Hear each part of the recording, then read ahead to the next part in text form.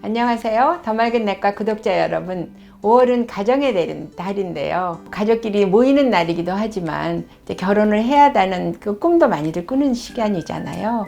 그런데 우리 당뇨 환자들은 결혼을 하면 과연 건강을 유지할 수 있을까? 혹은 아기를 낳을 때는 아기한테는 무슨 악영향은 없을까? 나는 어떻게 해야 될까? 하는 고민들이 많이 있을 거예요. 오늘은 여러분들의 사연을 모아서 더 맑은 내과에서 이와 같은 고민을 친절하게 풀어보겠습니다.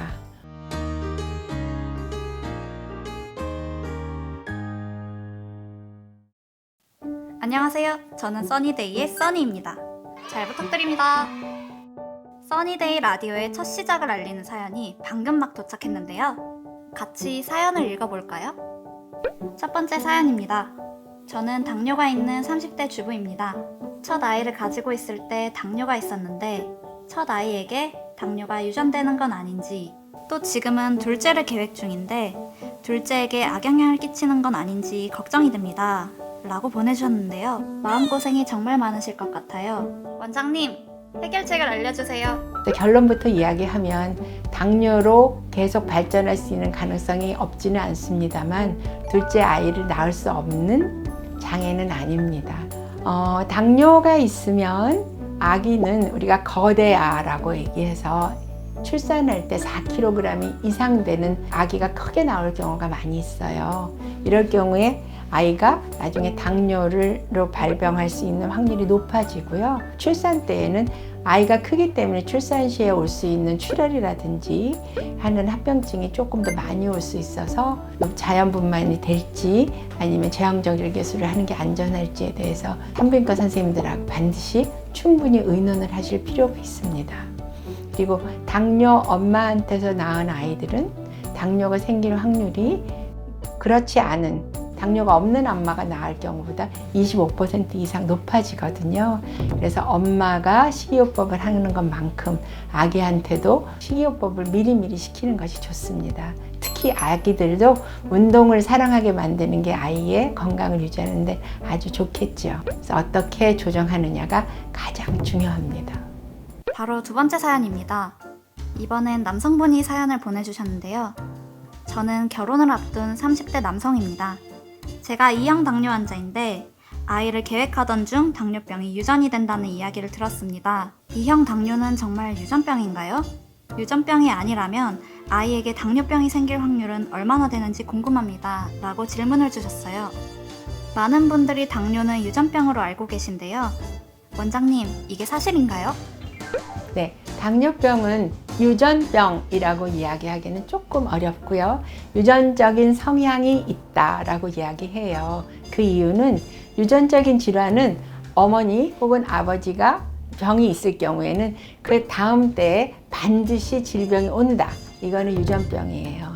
그런데 유전적인 성향이 있다는 거는 어머님 혹은 아버님이 당뇨가 있더라. 그러면 나는 유전적으로 당뇨병에 걸릴 확률이 높아진다. 그 다음에 1형 당뇨병과 2형 당뇨병 두 가지가 있잖아요. 근데 2형 당뇨병은 상당히 유전적인 성향이 커요.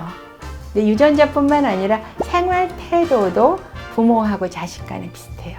어느 집안에 탄수화물 많이 먹고 디저트 좋아하고 달콤한 음식 좋아하면 부모님이 아이들한테도 그렇게 주잖아요. 부모님이 운동하기 싫어하면 아이들 데리고 나가서 운동하는 것보다는 집에 앉아서 같이 영화 보는, 텔레비전 보는 거 더 좋아하게 되죠. 이것들이 다 당뇨의 발현을 더 빨리 나타나게 하는 생활 특성이거든요. 그래서 이런 가족적인 생활 특성도 자녀들한테 그대로 물려주기 때문에 생활 태도를 바꿔서 나뿐만 아니라 나의 어린 아이들까지도 생활 태도를 어렸을 때부터 정착하게 하자. 마지막 사연입니다.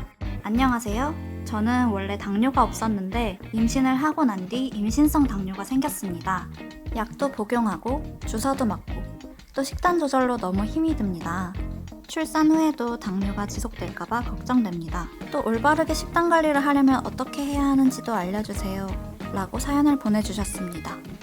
그쵸. 원래 당뇨가 없더라도 임신을 한 뒤에 갑자기 생기는 당뇨를 임신성 당뇨라고 하는데요. 저도 궁금한데 빨리 알려주세요, 원장님. 이번 건은 현재 임신 중인 분이 임신성 당뇨가 생겨서 약도 먹고 주사도 맞고 식사도 조절하려니까 힘들어 하시는 거거든요. 임신성 당뇨병이 실제 당뇨로 가는 경우는 한 반 정도 됩니다. 이럴 경우에 아기를 낳고 나면 당 조절이 굉장히 좋아져요.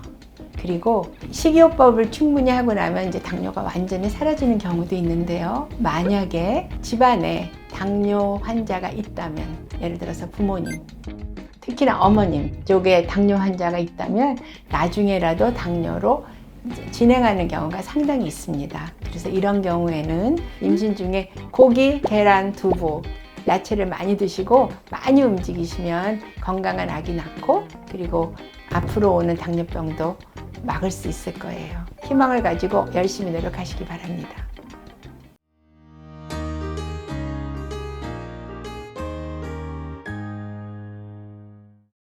오늘은 당뇨에 대한 여러분들의 고민을 풀어드리기 위해서 사연을 들어봤는데요. 당뇨는 참 평생 가는 질환이고 평생 조절해야 돼서 어렵지요. 그러나 여러분, 가정의 달을 맞이해서 여러분의 건강도 챙기고 여러분의 2세 또는 여러분의 남편, 아내와 함께 온 가족이 건강할 수 있도록 기원하겠습니다. 앞으로도 댓글 남겨주시면 저희가 거기에 맞는 주제로 다시 찾아오겠습니다. 좋아요, 구독 부탁드립니다. 감사합니다.